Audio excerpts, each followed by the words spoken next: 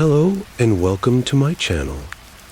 Today I'm going to tell you a soothing story that will help you off to sleep peacefully in the quiet of the night. Sit back, close your eyes, and let yourself be carried away by the story. First, please subscribe to my channel, hit the like button, and let me know which country you're watching from the city. Never slept. Even before the first light crept over the hills of Rome, before the roosters cried out across the tiled rooftops of the Aventine and Subura districts, the streets were already alive with the sound of cartwheels on stone, the shouts of merchants hauling their goods, and the distant clanging blacksmith beginning his labor in the gray half-dark. This was Rome, the eternal city, the heart of an empire that stretched from the cold shores of Britannia to the scorchings of Egypt. And into this relentless, roaring world, a child was born. Not in a grand villa, not in a house of marble floors and painted walls, attended by a physician and surrounded by silk-draped servants. This child came into the world in an insula, one of the tall, cramped, fire-prone apartment blocks that crowded the lower districts of the city. Stacked 5 or 6 stories high, their wooden upper floors listing dangerously over the narrow streets below. The room was small, the walls were bare plaster, cracked in places, stained with moisture. A single oil lamp sputtered in the corner. The midwife, a neighbor woman who had done this many times, befogged a modest fee that the family could barely afford, worked quickly and spoke little. The father, a man named Marcus, stood outside the doorway.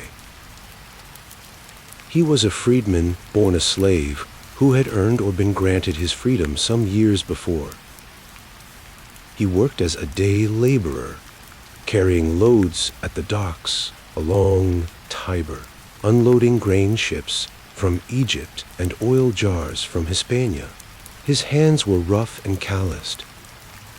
His back ached with a permanence that no sleep could cure. He was not yet 40 years old, but he looked older. Common truth in this part of Rome, where the body was used hard and the years were not kind. When the child's cry finally broke the silence, Marcus stepped in.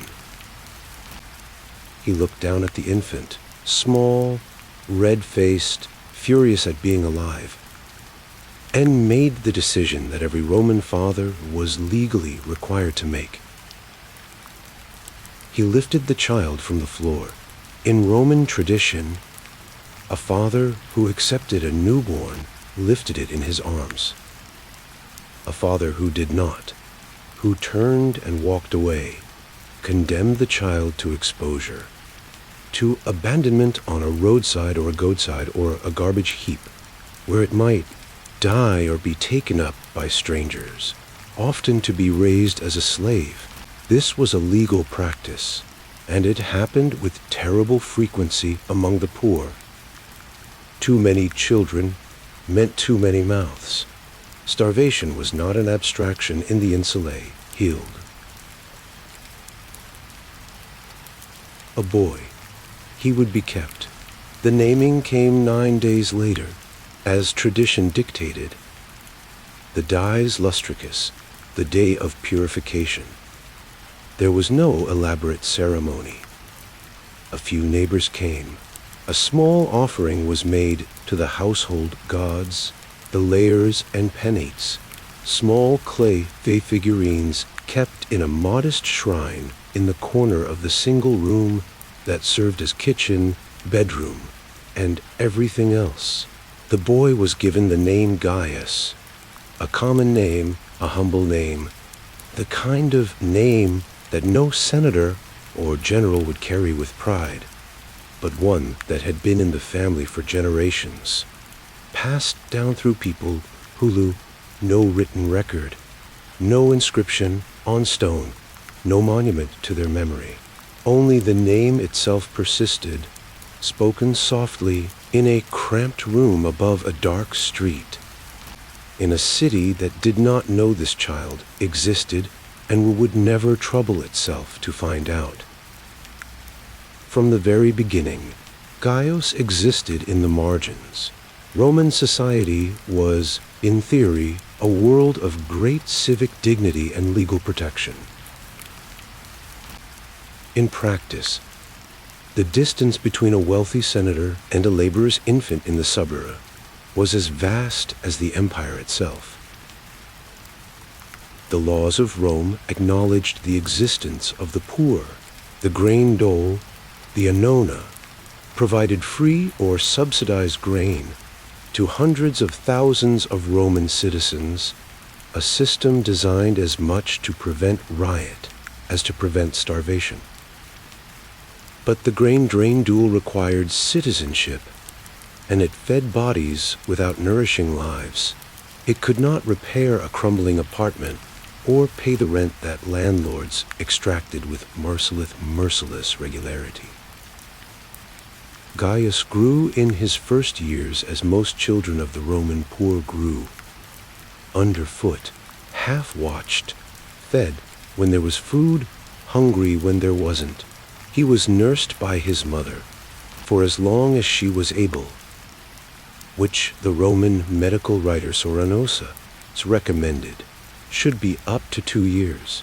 But his mother, a woman named Livia, not the famous Livia of imperial legend, but a weaver's daughter who had never been farther from her birthplace than the nearest market, had to return to work quickly.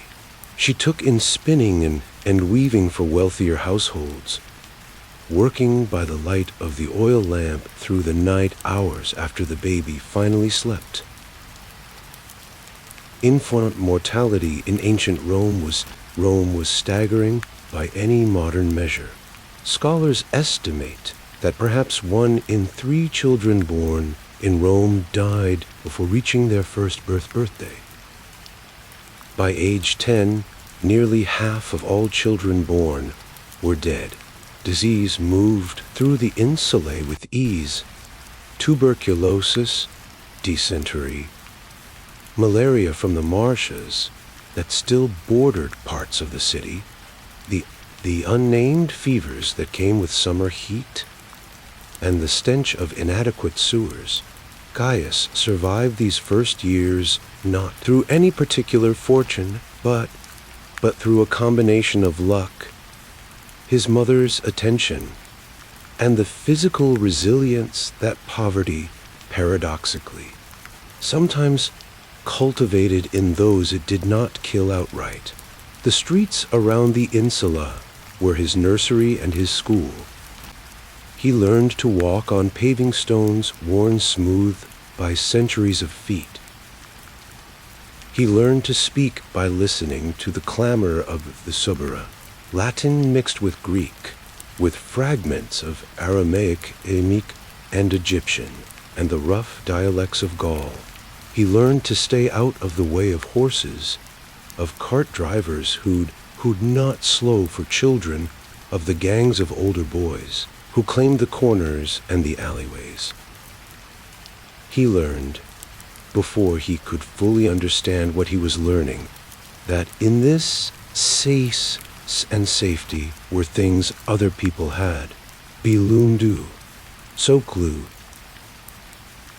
Suborasaglar. By the time Gaius was 5 years old, he was already useful. This was it was simply the arithmetic of survival in the lower districts of Rome. Children who could walk could carry. Children who could speak could be sent on errands. There was no concept of childhood as a protected space, a time set apart for play and learning, insulated from the demands of adult life. That luxury belonged to the children of the wealthy. who were attended by pedagogues and educated in grammar and rhetoric and the approved texts of Roman civilization. For a laborer's son in the suburb, education came from the street. Gaius ran messages for his mother between the households that employed her as a weaver. He knew the streets of his neighborhood with an that intimacy that only the young and the poor truly develop. Every shortcut, every courtyard, every fountain where you could stop to drink, every doorway where a vendor sold hot food in the mornings, the smell of their fire and their sausages drifting out over the street. He knew which corners were controlled by which men, and which men were dangerous, and which were merely loud. He knew the rhythms of the city's sounds, the relative of quiet of midday heat, and even the street sellers withdrew to shade, and the explosive noise of evening when the carts rolled back in and the taverns filled with voices and the smell of cheap wine. Rome had no public education system for the poor in any meaningful modern sense. There were schools, the ludus, where a teacher called a alliterator taught reading, writing, and basic arithmetic. But these schools charged fees, however modest, and required that a child spend hours away from labor that the family needed. Some children of the urban poor did receive basic literacy. Roman society, particularly its commercial life, was surprisingly text-heavy. Graffiti covered every available wall surface. Announcements and notices were posted in public spaces, and the basic ability to read a price, count a sum, or write a name had practical value, even for the lowest laboring classes. But full education, the study of literature, philosophy, rhetoric, the curriculum of a Roman gentleman, was as inaccessible to Gaius as a villa on the Bay of Naples. What Gaius received instead was a different kind of education, no less complex, and in some ways more comprehensive. He learned numbers by watching his father count coins, the small bronze asses that were the daily currency of the poor, different from the silver denarii that a wealthy man might carry, different still from the gold aureus that Gaius had perhaps seen once or twice in his childhood, bright and heavy, in someone else's hand. He learned to read a little. Enough, make out the writing on election notices posted around the city. Enough to understand the announcements painted on the walls near the forum. He learned weights and measures from the bakers and sellers he dealt with in the market. He learned negotiation, the art of the small transaction, from watching his mother bargain for food. The food of the Roman poor was not what the dining tables of the wealthy displayed. The great feasts described by Roman writers, the elaborate courses, the imported delicacies, the roast peacocks and honeyed dormice that the satirist Juvenal mocked, were as remote from Gaius's life as the moon. The daily diet of a laborer's family was simple to the point of monotony. Bread was the foundation of everything. Dense, dark loaves of emmer wheat or barley, often stale, sometimes bought cheap at the end of the day from bakers clearing their stock. Paros, a thick porridge of grain, was eaten morning and evening. Olives and olive oil, cheap and abundant in Rome, were constant. Dried legumes, lentils, chickpeas provided the protein that the family's budget did not allow them to get from meat.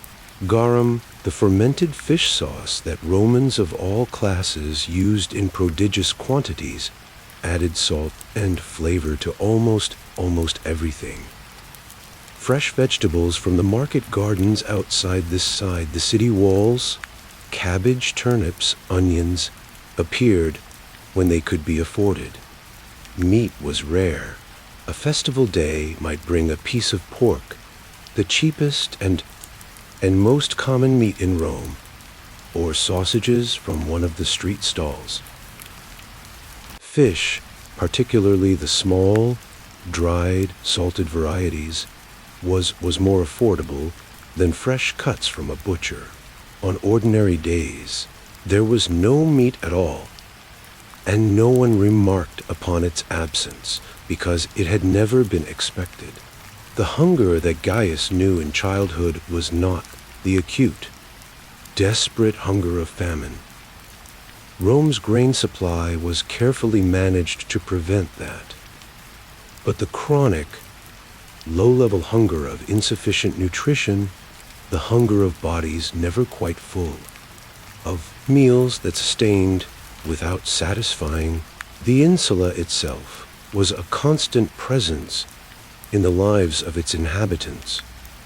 Not a home in any romantic sense, but a set of physical conditions that shaped everything. The upper floors, where rents were cheapest, and where families like Gaius's lived, were furthest from the water supply and the latrines on the ground floor. Water had to be carried up the stairs in heavy amphorae from the fountain in the street below, or from the neighborhood's public basin connected to one of Rome's aqueducts. An engineering marvel that delivered clean water to much of the city, though the last mile of distribution remained the problem of the poor. There was no kitchen as such. A small brazier for heating food and a few cooking pots, but fire was a catastrophic risk in the wooden upper floors of an insula, and serious cooking was often done at the ground floor thermopolium, the hot food counter where residents could buy prepared meals or bring their own ingredients to beat. The public baths, the thermae, were the solution to personal hygiene, cheap enough for most Romans to afford regularly, a rare democratic institution in an otherwise stratified society. Now, you spent time in the baths from childhood, as all Romans did. The baths were not merely a place of washing, but the central social institution of the Roman poor. The place where men met and talked, where news and rumors spread, where the boundary between strangers softened in the warmth of the heated rooms. Even in the baths, though, social difference was present. The wealthy had private facilities in their homes. The middling classes might visit the better establishments. Those at the very bottom of the economic scale used the smallest, cheapest bathhouses, or the river, or the neighborhood fountains. But the great public baths, the thermae built by emperors as gifts to the populace, were genuinely open to all. And in those grand spaces, on a rare free afternoon, Gaius could walk through halls that were among the most beautiful buildings in the world, their ceilings vaulted and gleaming, their floors mosaic covered, their pools steaming in the fragrant air. These moments of grandeur amid poverty were not ironic to the Romans who experienced them. They were simply part of what it meant to live in Rome, to be tenuously magnificent and desperate, to be surrounded by the greatest civilization the Western world had yet produced, and to own almost none of it. Being tres genslic, emic pazar, when Gaius was old enough to work alongside his father. Perhaps 11 or 12 years old, an age at which Roman boys of the laboring class were expected to begin contributing fully to the household economy.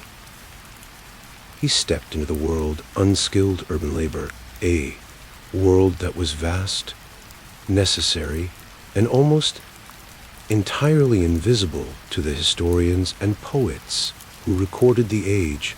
The Roman economy ran on human muscle. Despite the famous Roman engineering achievements, the aqueducts, the roads, the concrete construction of temples and public buildings, virtually all of the actual physical work of building, transporting, loading, unloading, maintaining, and operating the city was done by hand. Slaves performed for much of this labor in wealthy households and on great estates. But the city also required enormous quantities of free labor, performed by men like Marcus and now Gaius, men who gathered at every morning at certain well-known spots around the city's districts and waited to be hired. The labor market of ancient Rome was casual and precarious in ways that a modern reader might find familiar. There was no guaranteed employment, no contract, no protection against a day without work. A man showed up. He waited. A contractor or a workshop owner or dockmaster came by and selected workers, often based on nothing more than physical appearance. A strong back, capable hands, the look of a man who'd not slurk. If you were selected, you worked. If you were not, you went home to explain to your family why there was no money that day. Marcus had worked the docks for years and had built a modest reputation. He was reliable. He was strong. He did not steal. He did not quarrel. These qualities had value in the casual labor market because they reduced the uncertainty that employers faced when hiring strangers. Gaius, new to this world, had none of his father's reputation to draw on. He was young and untested. In the early months of his working life, he was frequently passed over, wading through the morning only to walk home with empty hands. Those days were a particular kind of humiliation. The humiliation of being seen and found insufficient, of standing before a strange stranger who looked at your body and decided it was not worth the daily wage for an unskilled laborer in Rome. The amount recorded in various sources and confirmed by inscriptions and papyri from across the empire was typically around 1 to 2 sesterti per day, or perhaps half a denarius for a long day of physical labor. This sounds abstract without context. A modius of wheat, about 6.5 kilograms, the amount that might feed a person for several days, cost roughly 3 to 5 sestertii when grain prices were stable. A cheap loaf of bread might cost half an as. A cup of the rough wine sold in the tabernae. The street-level bars that lined almost every city block in Rome cost an azer. The mathematics of daily survival on a laborer's income left almost no margin. A day of sickness, a day of rain that stopped the outdoor work, a day when the contractors didn't come. Any of these subtracted directly from the family's ability to eat. Gaius began as a porter, carrying loads. This was the most basic, most common, and most physically demanding form of unskilled urban labor. He carried grain sacks from warehouse to mill. timber from the riverside yards to construction site, amphorae of wine, of oil from the boats along the Tiber to the warehouses of the Aventine. The loads were heavy. Roman amphorae of wine, about 26 liters and weighed, when full, close to 40 kilograms. Carrying them required a specific technique, a way of balancing the weight across the body that veteran porters developed over years, that new workers learned painfully through trial and error and strained muscles. He worked with a group of other young men and older ones, some free, some freedmen like his father, a few slaves owned by the dock contractors who mixed with the free workers in a way that visitors to Rome from other parts of the empire often found strange. The legal division between slave and free was absolute. But in the day labor of the docks, the two existed side by side, doing the same work, sometimes talking the same, eating the same coarse bread at the midday break. The work was dangerous. Construction sites were the most hazardous. Falling materials, unstable scaffolding, the constant risk of burial under a collapsing wall. But dock work had its own risks. Heavy loads fell. Men slipped on wet stone. The Tiber itself was a hazard, cold and swift, with a current that did not forgive carelessness. Provon laud essentially no compensation for workplace injuries. If a free laborer was hurt and could not work, he did not eat. If he was killed, his family faced the consequences alone. A contractor might, out of goodwill or enlightened self-interest, make some informal arrangement for a regular worker who was injured. But this was not law, it was charity. And charity was uncertain. Gaius was not a philosophical young man. He had not been educated to articulate his circumstances in terms of justice or structure, but he understood with the direct and practical intelligence of someone whose survival depended on accurate assessment of reality, the basic mechanics of his position. He sold his labor by the day. His labor had a market price, and that price was set by the supply of other men willing and able to do the same work. There were always more men than there was work. This was the fundamental condition that kept wages low and kept the men who performed physical labor in a permanent state of economic fragility. He was not resentful in any articulate political sense. Resentment required both a theory of alternative arrangements and the energy to sustain it. And daily exhaustion was an effective suppressant of both. But he was not naive either. He saw the warehouses he unloaded and understood that the wealth stored in them was not his. He saw the men who directed the work and knew that their hands remained clean while his were scarred and dark with grime. Among the few reliefs from this relentless calculus was the collegia. The Burial Association and Mutual Aid Society existed in neighborhoods throughout Rome. These organizations, which the Roman authorities alternately tolerated and suppressed depending on whether they seemed politically dangerous, performed several important functions. They organized funerals for members who could not otherwise afford them. And the proper funeral, with its procession and its rich rituals, mattered deeply to Romans at a level of society as a marker of human dignity. They provided a small social safety net, a fund from which members in crisis might receive some assistance.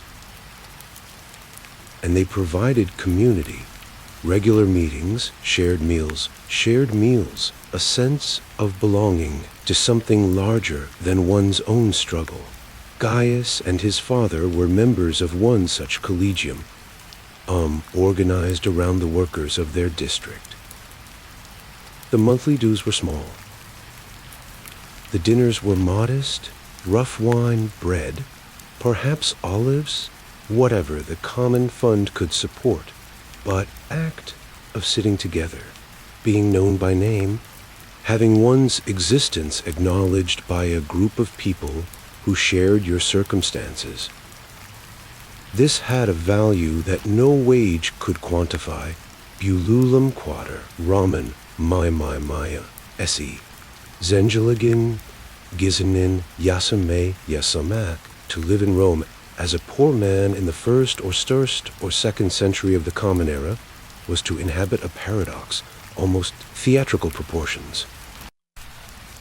The city contained the most magnificent public architecture the ancient world had ever produced. The Colosseum, completed under Vespasian and Titus, rose 80 meters above the ground, capable of seating 50 to 80,000 spectators in its tiered sections. A monument to Roman engineering, to the organization of mass spectacle, and to the empire's will to impress itself upon human consciousness. The Forum of Trajan, dedicated in 112 CE, featured a column carved with scenes, the Dacian war rising 30 meters into the air, flanked by libraries and surrounded by a great market complex that housed hundreds of commercial spaces.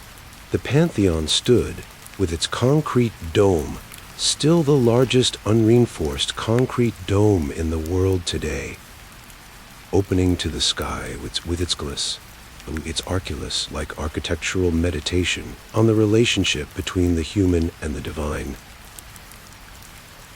Gaius walked past these structures regularly.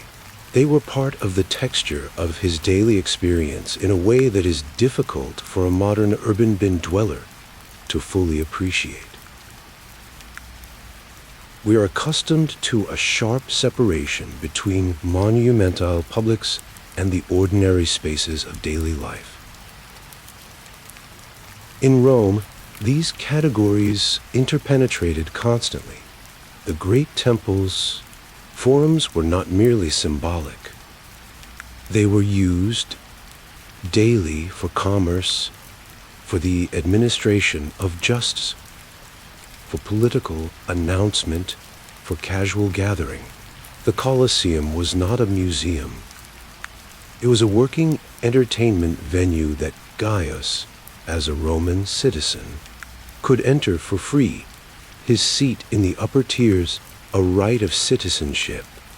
However humble, the public baths, the temples, the forums, all of these were spaces in which the poor man moved, not as a visitor to someone else's world, but as a participant, however unequal in the shared with the city.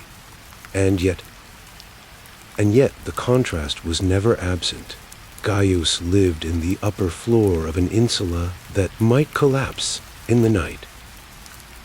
He walked daily past the marble walls of senators' houses, past the gardens of wealthy merchants, past the slaves in fine livery who preceded their masters through the streets to clear a path.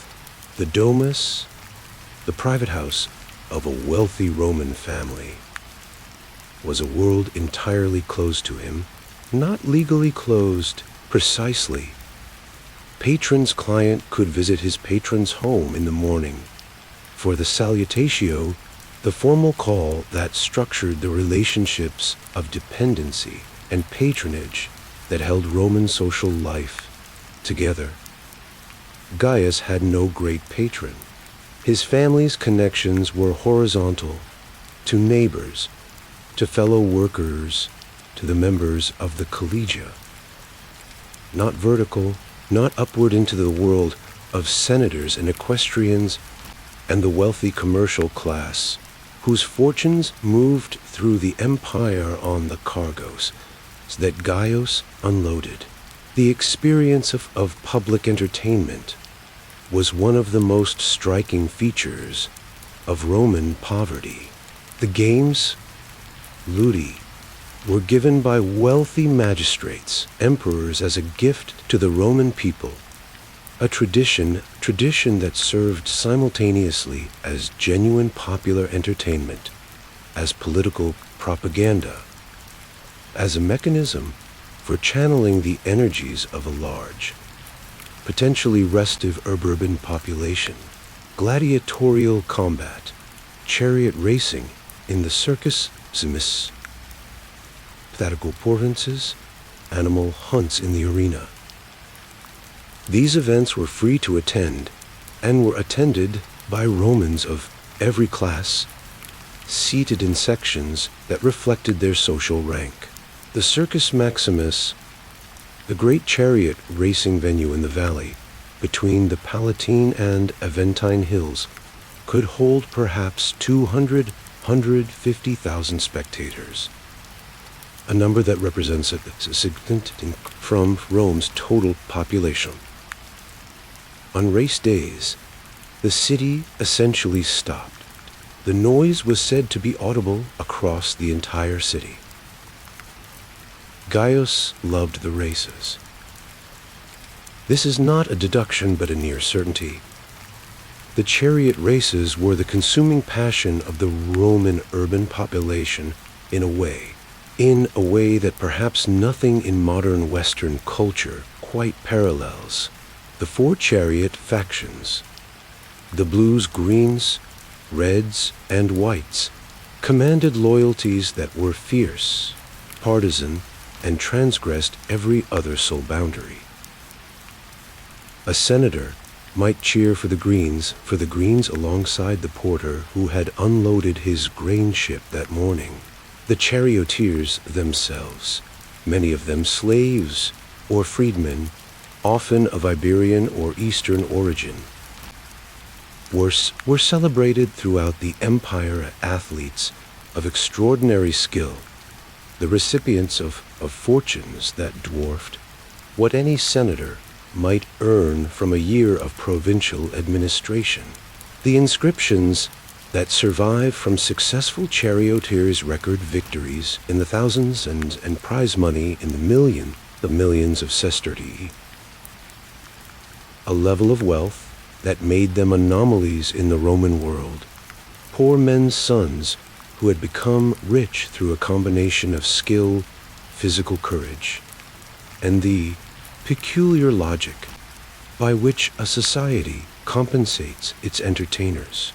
When Gaius could not afford the time or the rare pleasure of a full day at the races, he found his pleasures in smaller spaces, the tabernae, the wine bars and snack counters that occupied the ground floors of insulae and commercial buildings throughout the city, were the social spaces of the poor.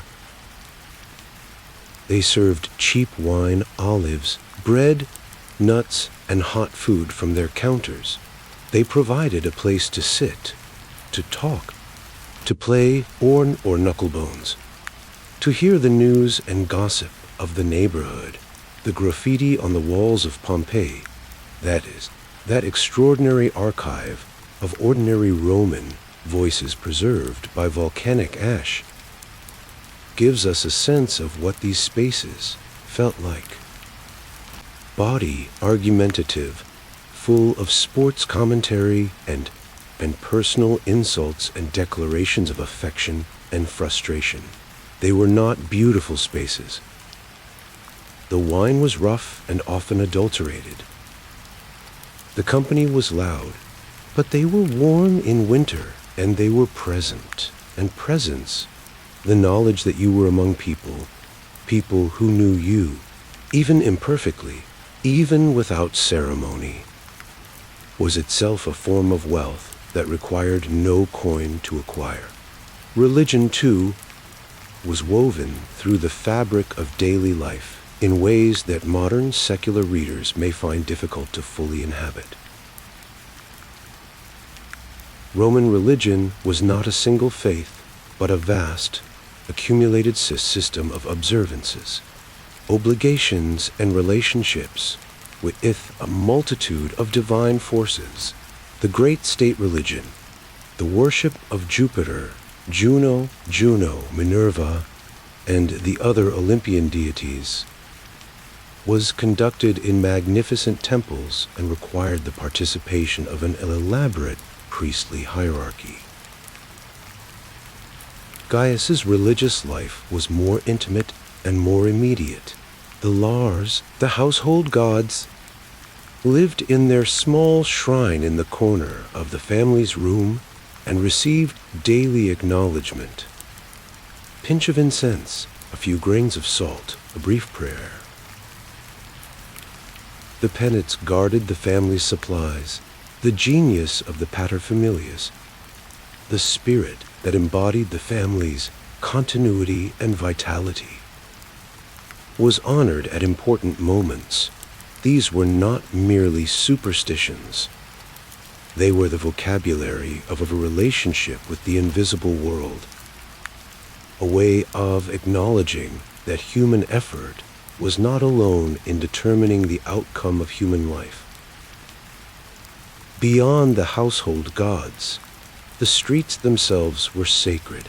Every crossroads in Rome had its compotum, a small shrine maintained by the neighborhood, tended by its inhabitants.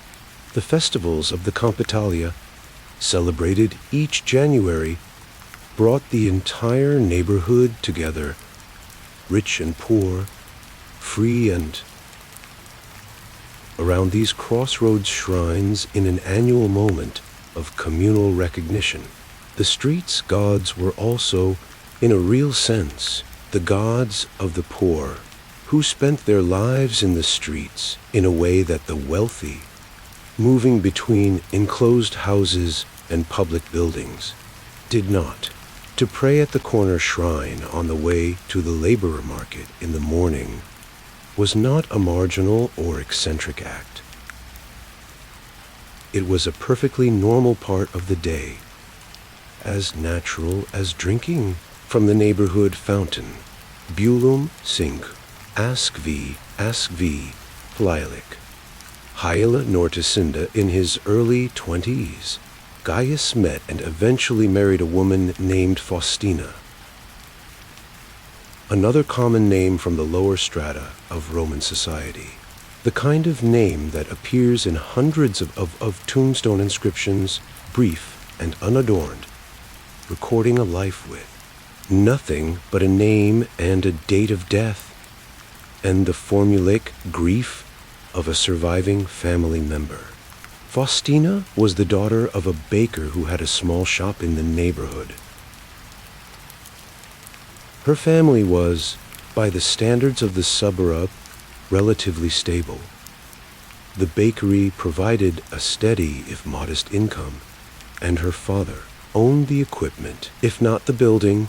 This modest security made her a good match by the calculations of the marriage market, wicket, in which Gaius and his family operated. Roman marriage among the poor was not the elaborate legal and social institution that it was in the upper classes. Formal Roman marriage, iustum matrimonium, required certain legal conditions were generally met by citizens, but the ceremony itself, for families without property to transfer or lineages to negotiate, was a simple affair. There might be a modest gathering of neighbors and family members, a symbolic veiling of the bride, spoken, perhaps a small meal. The law required consent and cohabitation. Elaborate ritual was not the point for people who had neither the time nor the money for ceremony. The economic implications of the union were more significant than the ceremonial ones. Faustina brought modest domestic skills. She could bake, spin, manage a household with strict efficiency. And her family's small shop presented a potential economic resource. Not a fortune, but a relationship that might prove useful in hard times. They moved into a room in the insula, not the same room where Gaius had been born, but a similar one, in a building a few streets away. The domestic economy of a couple of this class was managed with a precision that had no room for error. Every as mattered. Faustina kept track of the household accounts in her head, a skill she had learned from her father's bakery. The cost of each day's grain purchase against the day's income. The calculation of whether a quarter as saved on one purchase could be reallocated to a more urgent need. She also took in work, spinning and weaving, as says Mother had before her. Work that could done at home during the hours when she was not needed elsewhere, adding to the household income through the painstaking accumulation of small amounts. The domestic life of the Romain was physically exhausting in ways that extended beyond the formal working day. Water had to be fetched from the street fountain in multiple times daily. Waste, human and otherwise, had to be carried down from the upper floors to the cesspits or the street, or simply thrown from windows in a practice that Roman law technically prohibited, but contemporary writers describe as commonplace. Cooking on a brazier required charcoal, which had to be purchased. Lamp oil for the single lamp that lit the room through the long winter evenings had to be purchased. Clothing wore out and had to be repaired or replaced. Children, when they came, brought additional demands on both labor and resource. The first child came within a year of their marriage, a girl. They named her Claudia. Then, 2 years later, a boy. Another Gaius, following the Roman custom of giving sons the father's name. Then another pregnancy that ended in the familiar grief of infant death, a loss that Romans documented and mourned without apparent numbness to its frequency. The emotional life of the Roman poor in the face of child death is difficult to fully recover because it left few written traces. What survives is the evidence of tombstones. Even poor families, when they could manage it, commissioned simple stone markers for dead children, often with moving brief inscriptions. A name, an age measured sometimes in months, and a phrase of farewell. These stones speak of love that does not require elaboration to be legible. The relationship between Gaius and Faustina was not a subject of Roman literary interest. Roman literature paid attention to the passions and anxieties of the wealthy, to the political dramas of the great houses, to the philosophically interesting cases of love and marriage among those with enough leisure to make their interior lives a subject of reflection. The daily companionship of a laborer and his wife, the particular texture of an affection from shared privation and mutual dependence, and the small pleasures of smudges of evening by a dim lamp. This went on. But it existed as surely as anything the poets described. The evidence of Roman popular culture The graffiti, the simple votive offerings left at shrines by ordinary people, the burial inscriptions, suggests that the emotional lives of the poor were no less rich, less varied, no less capable of depth than those of their betters. They were simply less legible to history. Among the things that made ordinary Roman life bearable, and even at times genuinely good, the density of social connection in the urban neighborhoods. The insulae, for all their physical discomforts, were places of intense community. Neighbors knew each other in the way that people know each other when they share walls, when their arguments are audible through the plaster, when their cooking smells mingle in the stairwell.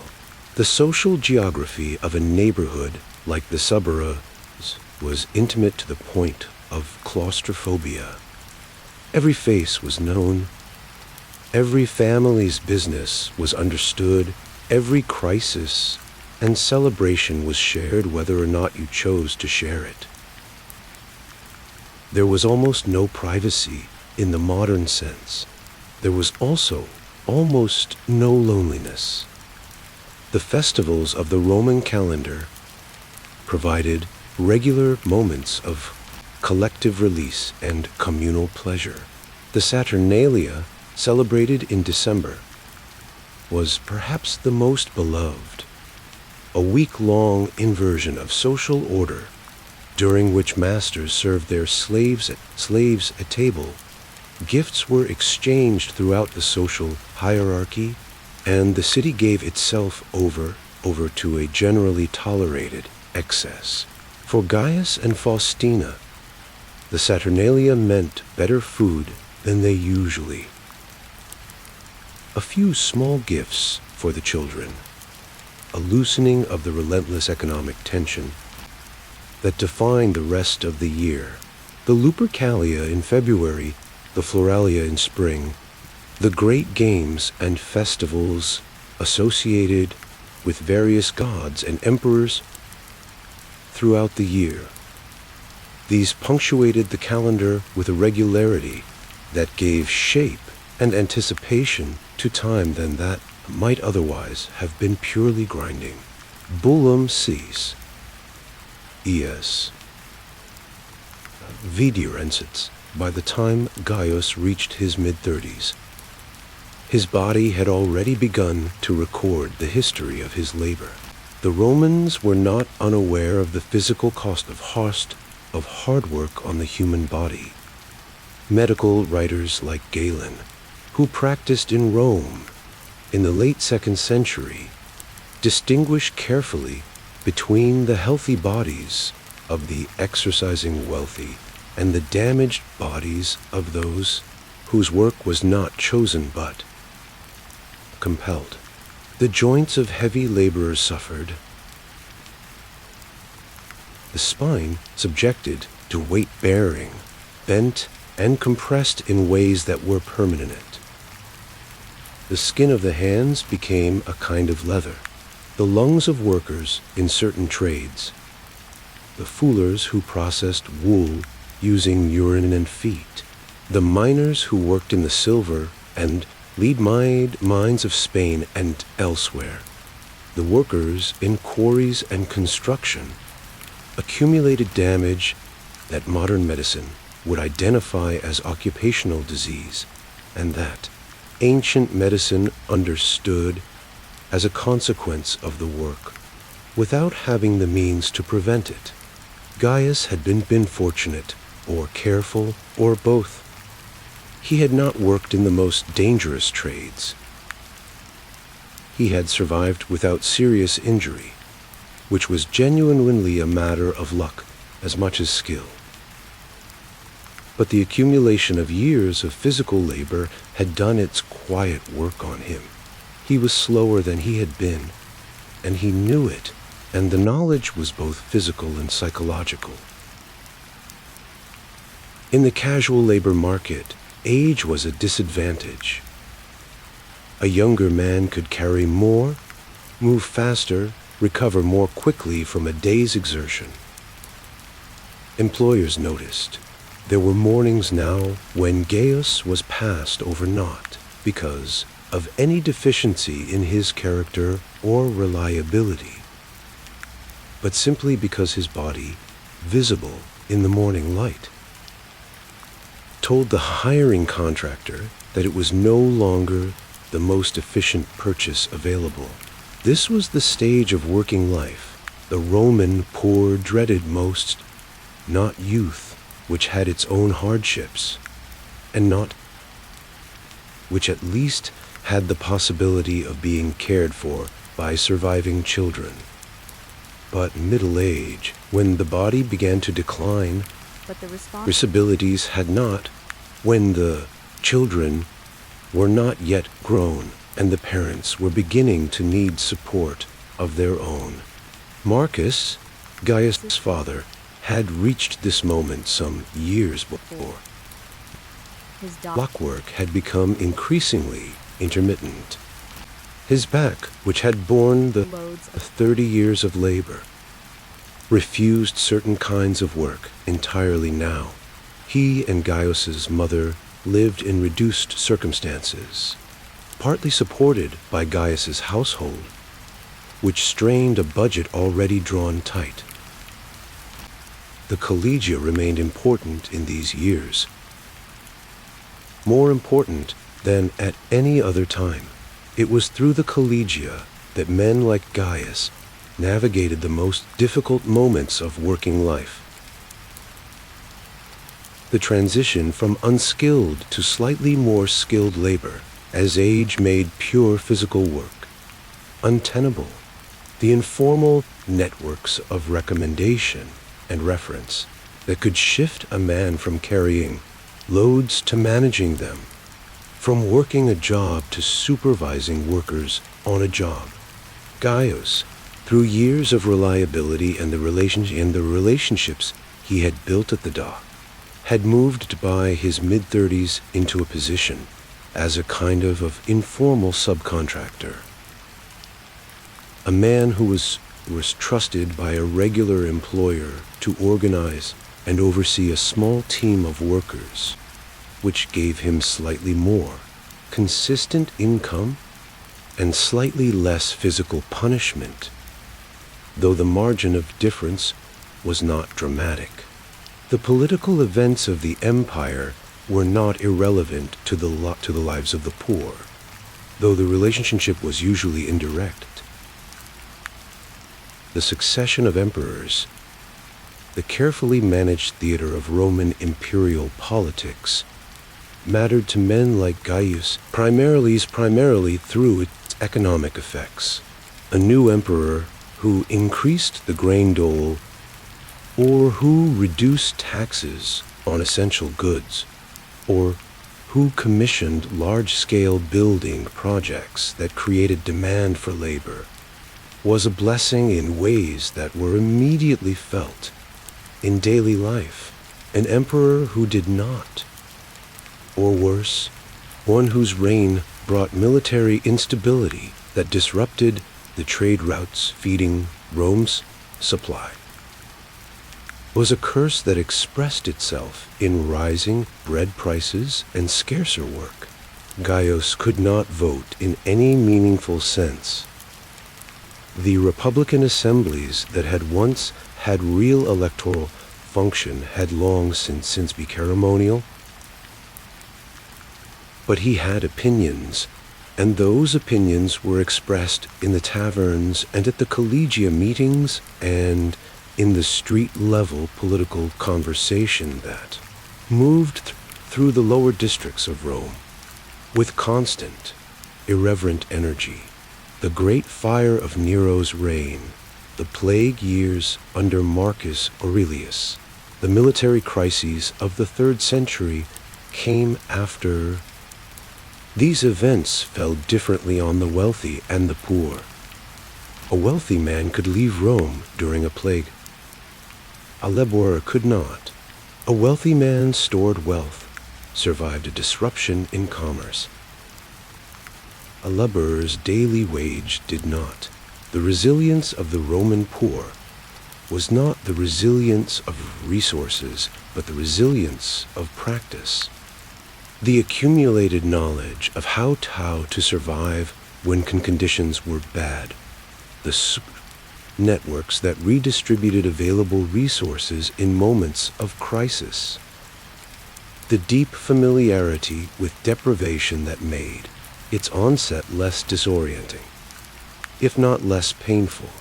There were moments, not constant, but real, when Gaius experienced something that might fairly be called contentment, though not the cultivated philosophical contentment of the Stoic philosophers who wrote about equanimity in their elegant prose. It was more immediate than that. An evening in late summer, when the city's heat had finally broken and the air coming up from the Tiber was almost cool, and Faustina was sitting by the window with the baby on her knee, and Claudia was telling her father about something she had seen in the market, with an 8-year-old's total conviction that every detail was equally important. In such moments, the arithmetic of survival receded briefly, and what remained was simply the fact of being alive in a particular place, particular people. A fact which required no interpretation to be experienced as good. These moments did not contradict the hardship. They coexisted with it, as they always do in lives that are genuinely lived rather than merely described. The poor of ancient Rome were not figures of continuous suffering, any more than the poor of any time are. They were people specific, various, capable of humor and anger and love and tedium, embedded in a social world of enormous complexity, navigating with intelligence and resourcefulness a set of circumstances they had not chosen and could not fully change. Their poverty was real. So was their life. 7. Celalum. V. Romanet sagel systemi. The illness came, as illness almost always came in the Roman world, without warning and without particular respect for timing. Gaius was in his early 40s when a fever took hold of him in the late summer. The season Romans called the pestilential time, when the heat combined with the inadequate drainage of the city's lower districts to produce conditions favorable to the various fevers that swept through the dense urban population with annual regularity. The Romans understood that summer heat brought illness.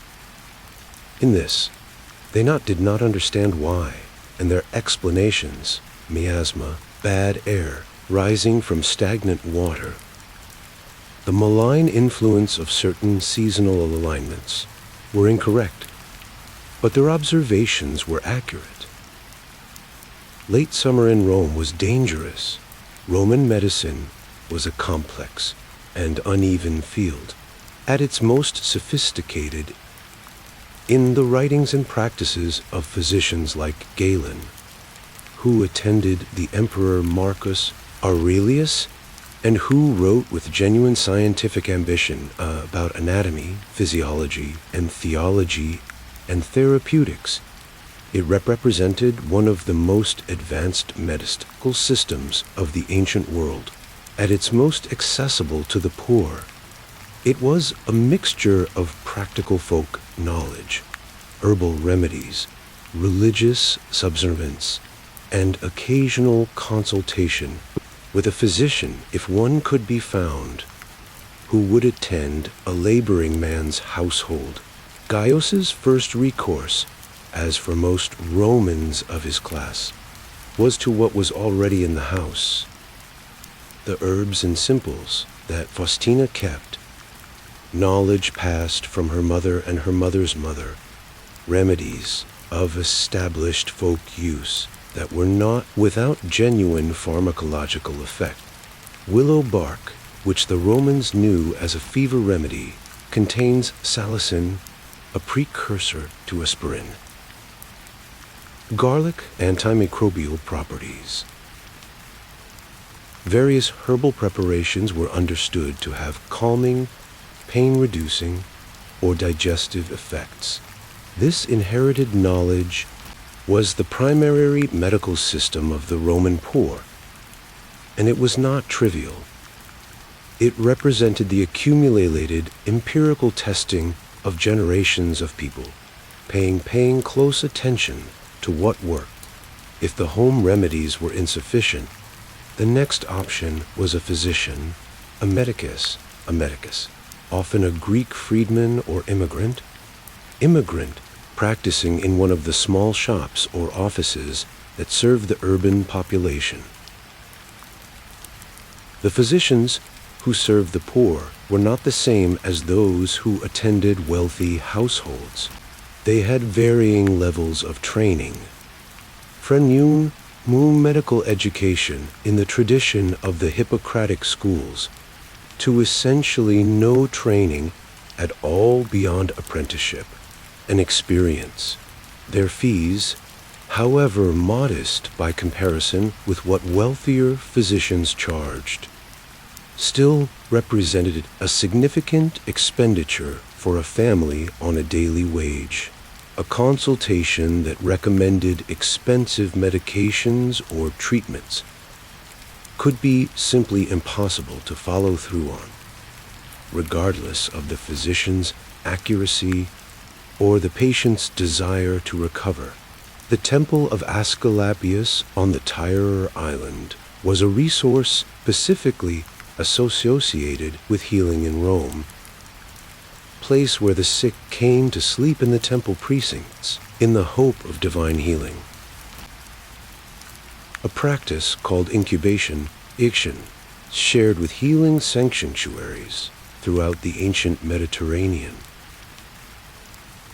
There is no way to know whether Gaius ever lay in the portico of a healing temple and waited for a god to communicate the remedy in a dream.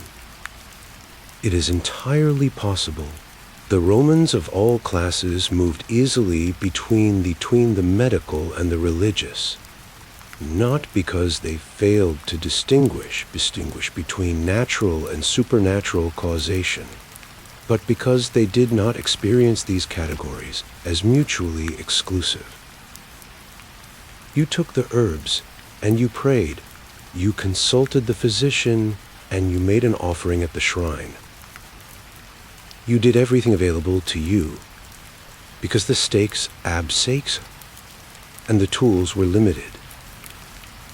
Gaius recovered from this fever. Not all his neighbors did. The summer's toll on the Subra, unrecorded in any surviving source, was presumably substantial. He recovered slowly, losing weight and strength that he regained only partially over the following months. The illness reminded him, if he needed reminding, of the fragility of the economic arrangements that sustained his family. Weeks without work, with the modest resources of the household and the informal charity of the collegia barely covering the gap, had left them in debt to a neighbor, a debt of a few sestertii, carefully noted by both parties, and to be repaid in installments that would quietly compress the household. Budget to come. The question of death.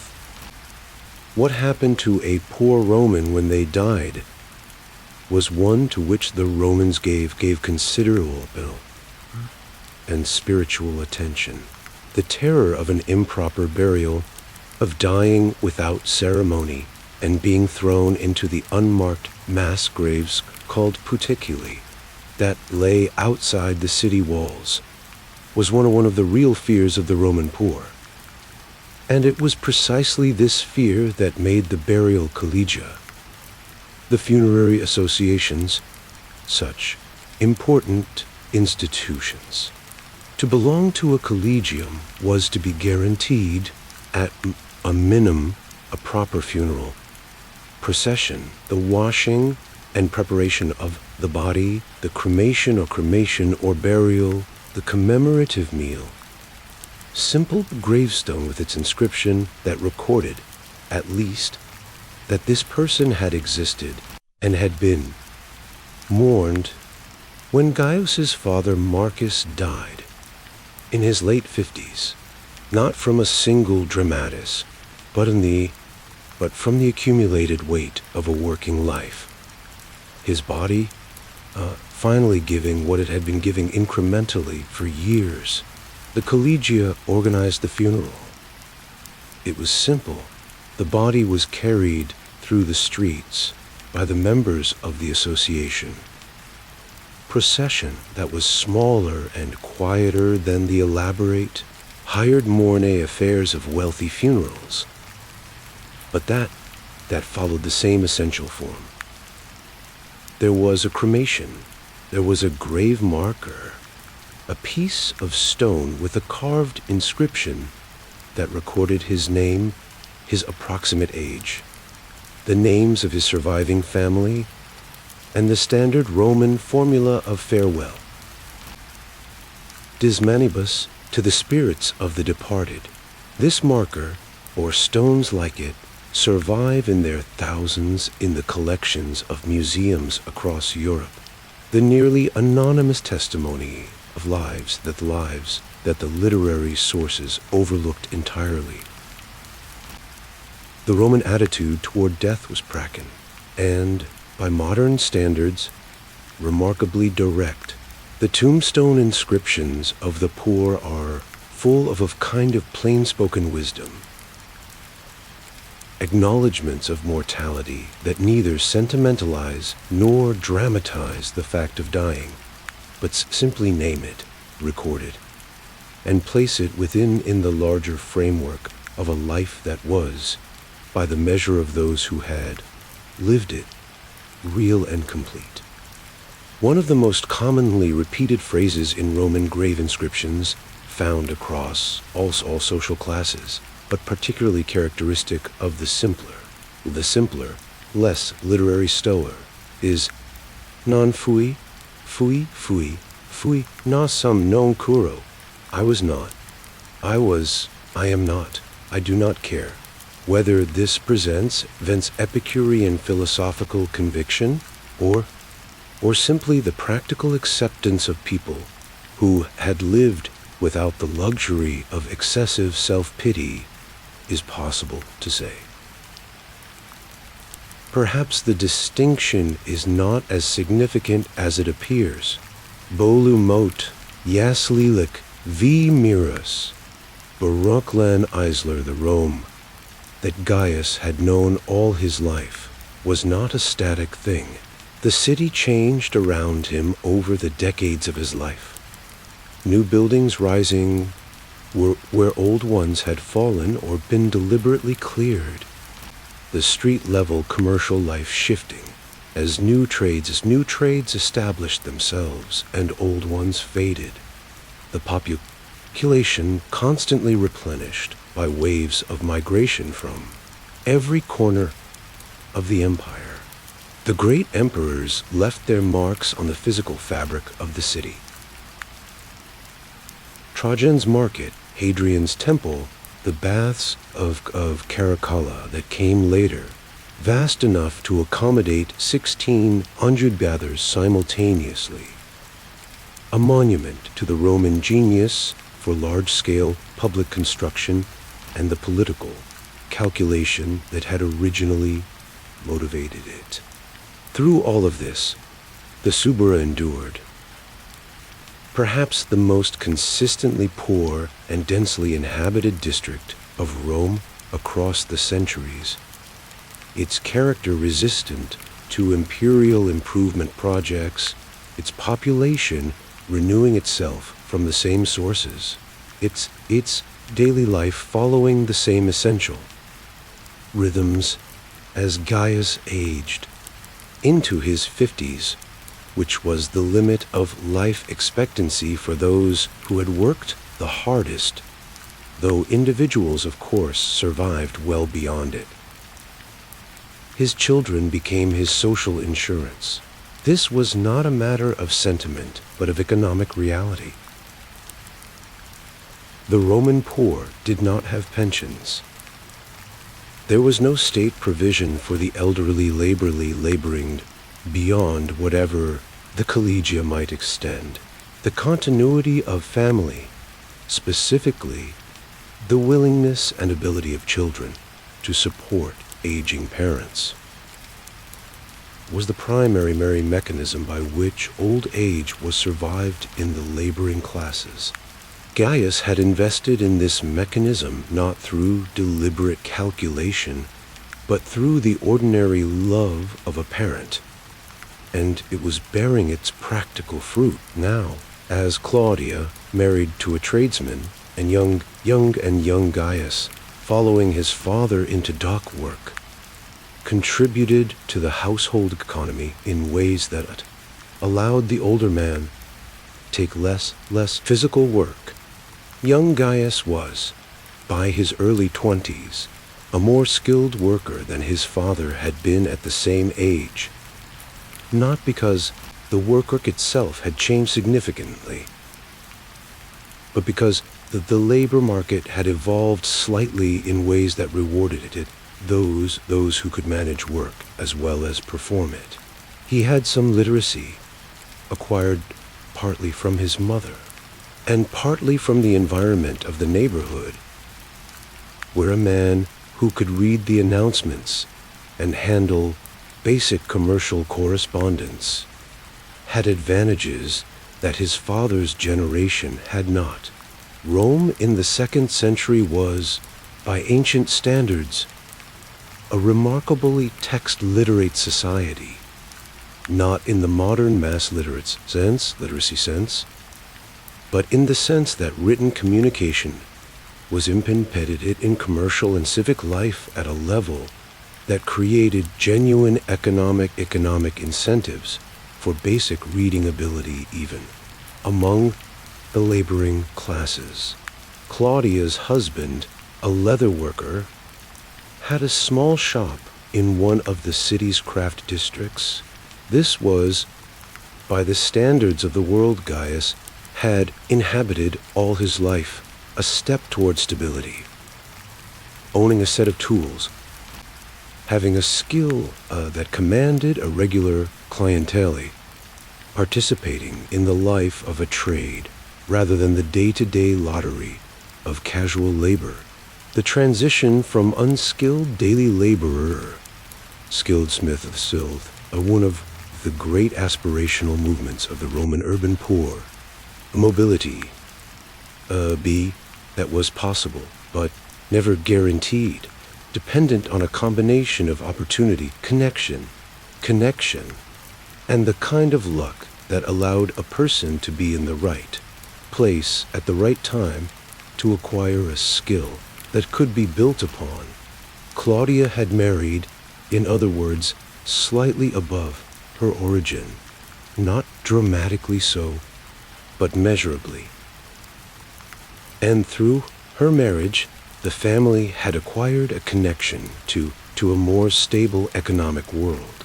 This was how social mobility worked for the Roman poor, not in the dramatic, individual, meritocratic narrative that modern culture favor, but in small generational increments, in the accumulation of marginally better positions and connections and skills across multiple generations.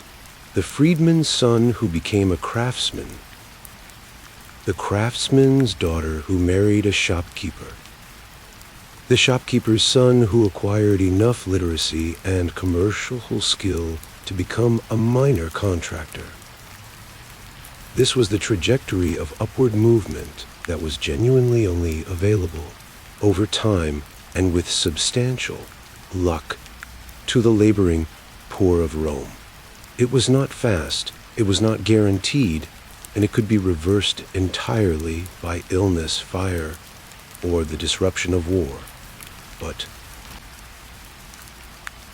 Gaius's own legacy to his children was not wealth. There was none to leave. What he left was the accumulated practical knowledge of how to survive in the city's lower strata.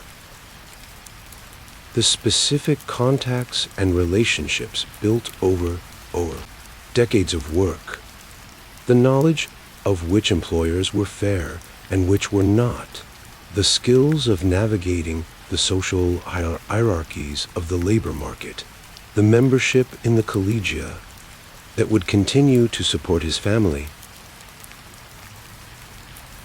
as it supported him his life. He left, in other words, the invisible inheritance of the poor. Social capital, knowledge, the map of a world that was navigated rather than owned. When he eventually died, we do not know at what age, because he left no record that has survived, because the vast majority of the Roman poor left no records that survived, because history has always been better at preserving the traces of the powerful than the traces of the necessary. He died as he had lived, embedded in a community of neighbors and co-workers and family members who knew him by name, who owed him favors and whom he had owed favors, who had eaten with him at the collegiate dinners and complained with him about the price of grain and celebrated with him when the greens the races and mourned with him when they lost. He had worked in one of the greatest cities in the history of the world. He had carried the goods that fed and clothed and maintained that city. He had done this labor not for glory, not historical record, not to be remembered, but because there was no alternative, and because the body, in the absence of alternatives, performs the labor available to it. And yet, there is something else to be said. The Roman historian Tacitus, writing about the period in which figures like Gaius lived, dismissed the common people of Rome in a single contemptuous phrase: vulgus ignavum, the idle rabble. This dismissal, the standard upper-class attitude toward the urban poor, was as wrong as it was predictable. The people of the Roman insulae were not idle. They were not rabble. They were people whose labor made possible the civilization that Tacitus inhabited and recorded. They carried the grain. They laid the roads. They fired the bricks. They cut the stone. They loaded the ships and unloaded them. They performed in their daily and unremarkable and completely necessary work the material foundation on which everything else, the philosophy, the law, the literature, the engineering, the art, was built. We do not know Gaius's name.